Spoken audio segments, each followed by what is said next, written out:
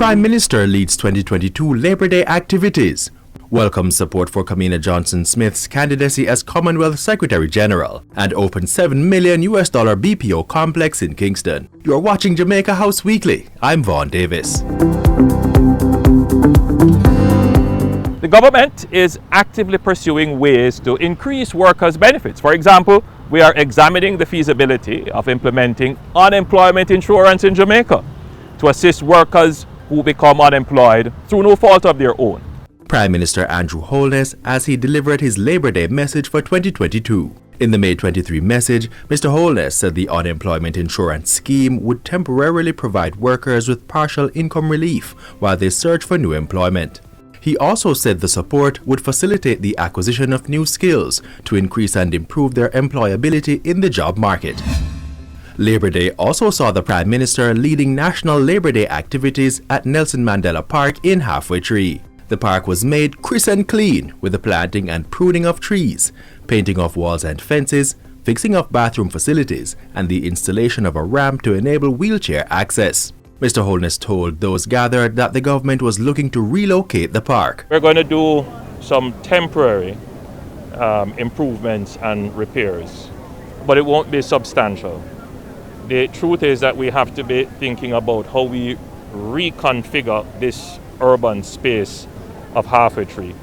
Certainly for the improvement of traffic, the efficiency of movement for pedestrians, and to improve accessibility of business places, and to improve the streetscape, and just to improve the general urban space.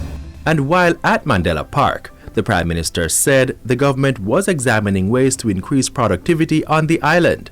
This, he said, would be pursued even as the state improves compensation for workers.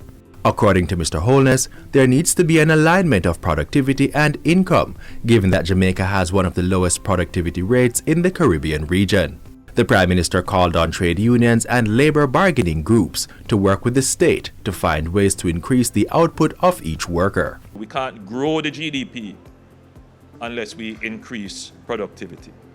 But we recognize that the workers have a genuine claim, and we must, as best as possible, address that claim and at the same time engage this new frontier of our labor relations. How do we improve productivity? Mr. Holness closed out Labor Day 2022 in his constituency of West Central St. Andrew. We're going to focus mainly on the road network here in terms of the painting of the roads, the signage, and we are going to be putting up a retaining rail on a bridge and replace some drain covers, and I believe we might also be doing some housing improvements. Wednesday saw Prime Minister Holness welcoming a $7 million investment in the business process outsourcing BPO sector.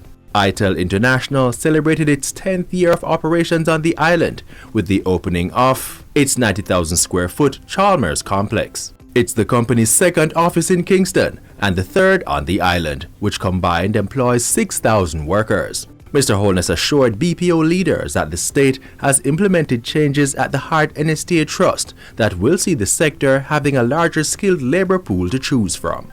We have completed the process of finding a managing director for Heart, and once we have that in place, then we're going to ramp up our activities to ensure that we can rapidly bring to market the skills aligned to the needs of the private sector.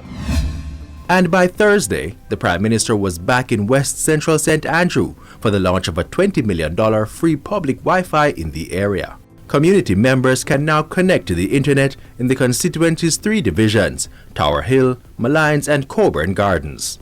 Free Wi-Fi was also installed at the Seaward Primary and Junior High School. Mr. Holness said the initiatives form part of the government's drive towards Jamaica becoming a digital society.